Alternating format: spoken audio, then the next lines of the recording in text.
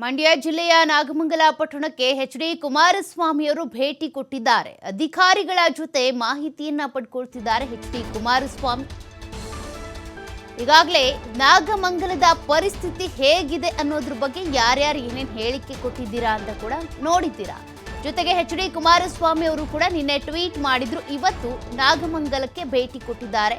ಸಂತ್ರಸ್ತರಿಗೆ ಎಚ್.ಡಿ. ಕುಮಾರಸ್ವಾಮಿ ಅವರು ಸಾಂತ್ವನ ಹೇಳುವಂತ ಪ್ರಯತ್ನ ಮಾಡಿದ್ದಾರೆ. ಎಚ್.ಡಿ. ಕುಮಾರಸ್ವಾಮಿ ಅವರಿಗೆ ಜೆಡಿಎಸ್ ನಾಯಕರು ಕೂಡ ಇದೇ ಸಂದರ್ಭದಲ್ಲಿ ಸಾಥ್ ಕೊಟ್ಟರು. ಪಕ್ಷದ ಮುಖಂಡರು ಕೂಡ ಎಚ್.ಡಿ. ಕುಮಾರಸ್ವಾಮಿ ಅವರ ಜೊತೆಗೆ ಬಂದಿದ್ದಾರೆ. ನಾಗಮಂಗಲದಲ್ಲಿ ಆಗಿರುವಂತಹ ಪರಿಸ್ಥಿತಿ ಏನಿದೆ, ಉದ್ವಿಗ್ನ ವಾತಾವರಣ ಏನು ನಿರ್ಮಾಣ ಆಗಿದೆಯಲ್ಲ, ನಡೆದಂತಹ ಈ ಕೋಮು ಗಲಭೆಗೆ ಸಂಬಂಧಿಸಿದಂತೆ ಒಂದಷ್ಟು ಕಲ್ಲು ತೂರಾಟ ಆಯಿತು. ಕೆಲವೊಂದು ಅಂಗಡಿಗಳ ಮೇಲೆ ಬೆಂಕಿ ಹಚ್ಚಿದ್ರು, ಅಂಗಡಿಗಳ ಬೀಗವನ್ನು ಒಡೆದಿದ್ದಾರೆ. ಹೀಗೆ ಅನೇಕ ನಷ್ಟ ಆಗಿದೆ. ಈ ರೀತಿಯಾಗಿ ಯಾರ್ಯಾರಿಗೆ ಅಂಗಡಿಗಳು ಸುಟ್ಟು ಹೋಗಿ ನಷ್ಟ ಆಗಿದೆ, ಜೊತೆಗೆ ಯಾರ್ಯಾರು ಈ ರೀತಿ ಒಂದು ಕೋಮು ಗಲಭೆಯಿಂದ ಸಂಕಷ್ಟಕ್ಕೊಳಗಾಗಿದ್ದಾರೆ ಅವರನ್ನ ಮಾತನಾಡಿಸಿ ಸಾಂತ್ವನ ಹೇಳೋದಕ್ಕೆ ಅಂತ ಎಚ್.ಡಿ. ಕುಮಾರಸ್ವಾಮಿ ಅವರು ನಾಗಮಂಗಲಕ್ಕೆ ಹೋಗಿದ್ದಾರೆ. ನಿನ್ನೆ ಟ್ವೀಟ್ ಮಾಡುವ ಮೂಲಕ ಈ ಘಟನೆಯನ್ನ ಪ್ರಬಲವಾಗಿ ಖಂಡಿಸಿದ್ರು ಎಚ್.ಡಿ. ಕುಮಾರಸ್ವಾಮಿ ಅವರು. ಇವತ್ತು ಖುದ್ದಾಗಿ ಅವರೇ ನಾಗಮಂಗಲಕ್ಕೆ ವಿಸಿಟ್ ಮಾಡಿದ್ದಾರೆ. ಅಲ್ಲಿರುವಂತಹ ಈ ರೀತಿ ಘಟನೆ ಆಗಿರೋದ್ರಿಂದ ಯಾರ್ಯಾರಿಗೆ ಏನೇನು ನಷ್ಟ ಆಗಿದೆ ಅಂತ ಕೂಡ ನೋಡಿದ್ದಾರೆ. ಅಂದರೆ ಈ ಬಜಾಜ್ ಶೋರೂಮ್ನಲ್ಲೂ ಕೂಡ ನಿನ್ನೆ ಬೈಕನ್ನು ಕದ್ದು ಒಯ್ದಿದ್ರು, ಜೊತೆಗೆ ಒಂದಷ್ಟು ಬೈಕ್ಗಳಿಗೆ ಹಾನಿ ಮಾಡಿದ್ರು. 6 ಬೈಕ್ಗಳನ್ನು ಸುಟ್ಟು ಹಾಕಿದ್ರು, 3 ಬೈಕ್ಗಳನ್ನು ಕದ್ದು ಒಯ್ದಿದ್ರು. ಅಲ್ಲಿರುವಂಥ ಬೈಕ್ಗಳು ಕೂಡ ಡ್ಯಾಮೇಜ್ ಆಗೋ ರೀತಿಯಾಗಿ ದೊಣ್ಣೆ ತೆಗೆದುಕೊಂಡು ಹೊಡೆದಿದ್ರಲ್ವಾ, ಹಾಗಾಗಿ ಬಜಾಜ್ ಶೋರೂಮ್ಗೂ ಕೂಡ ವಿಸಿಟ್ ಕೊಟ್ಟಿದ್ದಾರೆ. ಮತ್ತು ಕೆಲವೊಂದು ಅಂಗಡಿಗಳು ಸುಟ್ಟು ಕರಕಲಾಗ್ಬಿಟ್ಟಿದ್ದಾವೆ. ಆ ಅಂಗಡಿಯ ಮಾಲೀಕರನ್ನು ಕೂಡ ಮಾತನಾಡಿಸಿ ಅವರಿಗೆ ಸಾಂತ್ವನ ಹೇಳುವಂಥ ಪ್ರಯತ್ನವನ್ನು ಕೂಡ ಕೇಂದ್ರ ಸಚಿವರಾಗಿರುವಂಥ ಎಚ್.ಡಿ. ಕುಮಾರಸ್ವಾಮಿ ಅವರು ಮಾಡಿದ್ದಾರೆ. ಇನ್ನು ಮಂಡ್ಯದಿಂದನೇ ಆಯ್ಕೆ ಆಗಿರುವಂತಹ ಎಚ್.ಡಿ. ಕುಮಾರಸ್ವಾಮಿ ಅವರು ಸಂಸದರಾಗಿ ಆಯ್ಕೆ ಆಗಿರುವಂಥ ಅವರು ಈಗ ಕೇಂದ್ರ ಸಚಿವರಾಗಿ ಕೆಲಸವನ್ನು ಮಾಡ್ತಿದ್ದಾರೆ. ನಿನ್ನೆ ದೆಹಲಿ ಭೇಟಿಯಲ್ಲಿ ಇದ್ದರು, ಹಾಗಾಗಿ ನಿನ್ನೆ ಬಂದಿರಲಿಲ್ಲ. ಟ್ವೀಟ್ ಮಾಡುವ ಮೂಲಕ ಈ ಒಂದು ಘಟನೆಗೆ, ಕೋಮು ಗಲಭೆಗೆ ಖಂಡನೆ ವ್ಯಕ್ತಪಡಿಸಿದ್ರು. ಇವತ್ತು ಖುದ್ದಾಗಿ ಅವರೇ ನಾಗಮಂಗಲಕ್ಕೆ ಹೋಗಿ ಅಲ್ಲಿನ ಪರಿಸ್ಥಿತಿ ಹೇಗಿದೆ, ಯಾರ್ಯಾರಿಗೆ ಏನೇನಾಗಿದೆ ಅದೆಲ್ಲದ್ರ ಬಗ್ಗೆ ಕೂಡ ಮಾಹಿತಿಯನ್ನು ಪಡ್ಕೊಂಡಿದ್ದಾರೆ. ಅಧಿಕಾರಿಗಳ ಮೂಲಕ ಮಾಹಿತಿಯನ್ನು ಪಡ್ಕೊಂಡಿದ್ದಾರೆ. ಜೊತೆಗೆ ಅಲ್ಲಿ ಯಾರ್ಯಾರು ಅಂಗಡಿ ಮಾಲೀಕರಿಗೆ ನಷ್ಟ ಆಗಿದೆ, ಕೆಲವೊಂದು ಪೇಂಟ್ ಶಾಪ್ಗಳು ಸುಟ್ಟು ಹೋಗಿದ್ದಾವೆ, ಬಟ್ಟೆ ಅಂಗಡಿಗಳು ಸುಟ್ಟು ಹೋಗಿದ್ದಾವೆ, ಬಜಾಜ್ ಶೋರೂಮ್ನಲ್ಲಿದ್ದಂಥ ಬೈಕ್ಗಳು ಕಳ್ಳತನ ಆಗಿದೆ, ಬೈಕ್ಗಳಿಗೆ ಡ್ಯಾಮೇಜ್ ಕೂಡ ಆಗಿದೆ. ಹೀಗಾಗಿ ಅಲ್ಲಿರುವಂಥ ಸಂತ್ರಸ್ತರನ್ನು ಕೂಡ ಭೇಟಿ ಮಾಡಿ ಅವರಿಗೆ ಸಾಂತ್ವನ ಹೇಳುವಂಥ ಪ್ರಯತ್ನವನ್ನು ಎಚ್.ಡಿ. ಕುಮಾರಸ್ವಾಮಿ ಅವರು ಮಾಡಿರುವಂಥದ್ದು. ಯಾವ್ಯಾವ ಅಂಗಡಿಗಳಿಗೆ ಹೇಗೆ ಬೆಂಕಿ ಹಚ್ಚಿದ್ರು ಅದಕ್ಕೆ ಸಂಬಂಧಪಟ್ಟಂತೆ ಒಂದಷ್ಟು ಭಯಾನಕ CCTV ವಿಜುವಲ್ಸನ್ನು ಕೂಡ ನೀವು ನೋಡಿದ್ರಿ. ಈ ಒಂದು ಘಟನೆಯಲ್ಲಿ ಕೆಲವರು ಮಚ್ಚನ್ನು ಹಿಡಿದು ಜಳಪಿಸಿದ್ರು, ತಲವಾರು ಹಿಡಿದು ಓಡಾಡ್ತಾ ಇದ್ರು. ಜೊತೆಗೆ ಈ ರೀತಿಯಾಗಿ ಮಾಡ್ತಾ ಇರುವಂಥ ದೃಶ್ಯವನ್ನು ಕಂಡ ಬಳಿಕ ಇದೇನಾದರೂ ಪ್ರೀ ಪ್ಲ್ಯಾನ್ಡ್ ಆಗಿತ್ತಾ, ಯಾಕೆ ಈ ರೀತಿಯೆಲ್ಲ ಆಯಿತು ಅನ್ನುವಂಥ ಪ್ರಶ್ನೆ. ಜೊತೆಗೆ ಇಲ್ಲೇನಾದರೂ ಪೊಲೀಸರು ವೈಫಲ್ಯ ಆಯಿತಾ, ಇದಕ್ಕೆ ಸಂಬಂಧಪಟ್ಟಂತೆ ಯಾಕೆ ಭದ್ರತೆ ವಹಿಸ್ತಿಲ್ಲ, ಗಣೇಶನ ವಿಸರ್ಜನೆ ಅಂತ ಬಂದಾಗ ಸಾಕಷ್ಟು ಪೊಲೀಸರ ನಿಯೋಜನೆ ಆಗಬೇಕು, ಹಾಗಿದ್ರೂ ಕೂಡ ಪೊಲೀಸರ ಕಣ್ತಪ್ಪಿಸಿ ಈ ಘಟನೆ ಆಯಿತಾ, ಪೊಲೀಸರು ಯಾಕೆ ಅಸಹಾಯಕರ ಆಗಿಬಿಟ್ರು ಈ ಸಂದರ್ಭದಲ್ಲಿ, ಇದೆಲ್ಲ ಒಂದಷ್ಟು ಪ್ರಶ್ನೆಗಳಿದೆ. ಹಾಗಾಗಿ ಎಚ್.ಡಿ. ಕುಮಾರಸ್ವಾಮಿ ಅವರು ಕೂಡ ಇದೆಲ್ಲದ್ರ ಬಗ್ಗೆ ಕೂಡ ಘಟನೆಗೆ ಸಂಬಂಧಪಟ್ಟಂತೆ ಮಾಹಿತಿಯನ್ನು ಅಧಿಕಾರಿಗಳಿಂದ ಪಡೆದುಕೊಂಡಿದ್ದಾರೆ.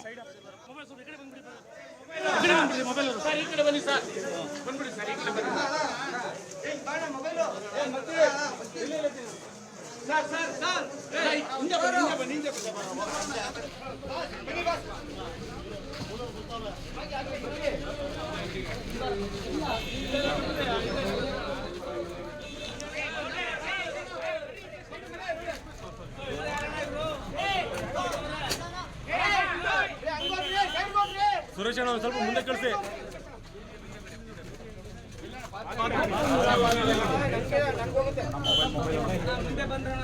ಅಲ್ಯೂಮಿನಿಯಂ ಇದ್ರ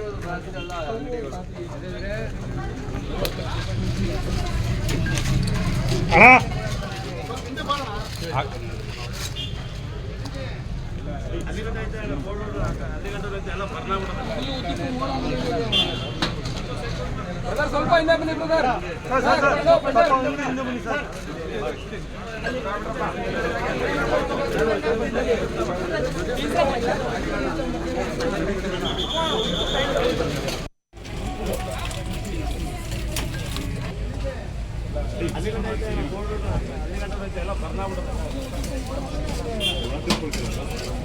ಸ್ವಲ್ಪ ಹಿಂದೆ ಬನ್ನಿ ಬ್ರದರ್. ಸರ್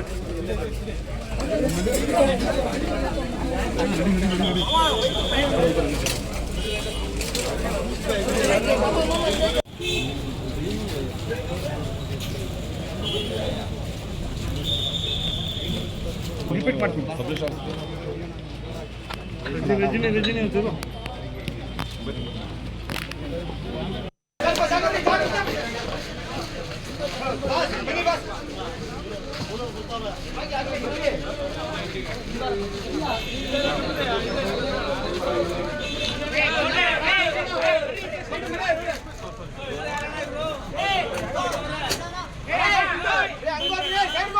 ಸುರೇಶ್ ಅಣ್ಣ ಸ್ವಲ್ಪ ಮುಂದೆ ಕಳಿಸಿ.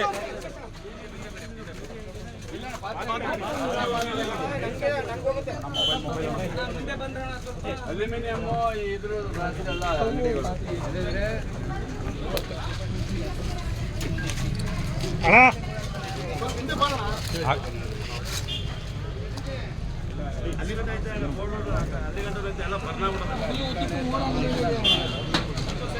ಬ್ರದರ್ ಸ್ವಲ್ಪ ಹಿಂದೆ ಬನ್ನಿ ಬ್ರದರ್. ಬ್ರದರ್ ಸ್ವಲ್ಪ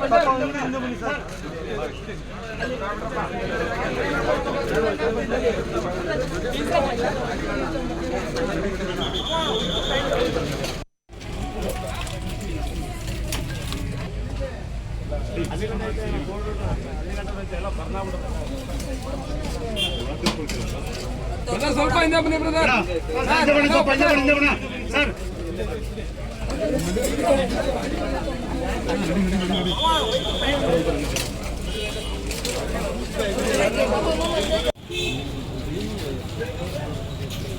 Now it is under control, but only thing I have not expected that this kind of disturbance will happen, and innocent people who are living here actually from last 30-40 years to earn for the day to day their family members survival.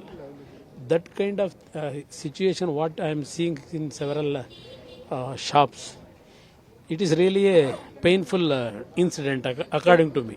I am not support anybody who are disturbing the society.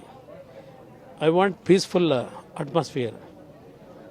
In my political career, always I prefer whichever community is there, they have to be live as a brothers and sisters. That is my vision actually. For that here actually I have not expected this kind of thing has happened, but it has already happened. For that I wanted to actually see by visiting the places, ground relative what is there. After collecting all the information, I will come back to you. District administration and our superintendent police, they have done good work. I don't want to unnecessarily blame because of their interference.